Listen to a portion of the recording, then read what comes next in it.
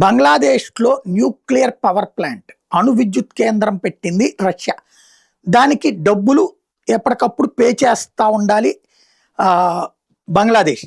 అయితే $8 బిలియన్ ఇప్పటికీ పెండింగ్ ఉంది. టోటల్గా $12 బిలియన్ లోన్ ప్యాకేజీ ఉంటే అందులో $8 బిలియన్ ఇప్పుడు పే చేయాల్సి ఉంది. ఇది అమెరికన్ సంస్థలు, ఆర్థిక సంస్థలు బంగ్లాదేశ్కి ఇచ్చినటువంటి అప్పు.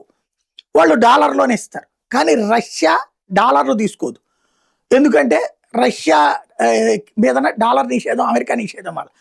కాబట్టి ఇప్పుడు ఎలాగా అంటే రష్యా బంగ్లాదేశ్కి ఏం సలహా ఇస్తుందంటే ఈ మాకిచ్చే పేమెంట్స్ అంతా కూడా డాలర్ నుంచి రూపాయలుగా కన్వర్ట్ చేసే, భారత రూపాయల్లో మాకు ఇచ్చే అంటుంది. రూపాయి ట్రాన్సాక్షన్ సులభం, మాకు రూపాయలో మా వ్యాపారం నడుస్తుంది అన్నట్టు. ఓ పక్కన బంగ్లాదేశ్ మన మీద పడి ఏడ్చే దేశం. ఇట్లాంటి సందర్భంలో భారత రూపాయి ఎదుగుదల అన్నటువంటిది వాళ్ళు తట్టుకోలేని పరిస్థితి. మరి ఏం చేస్తారో చూడాల్సి ఉంది.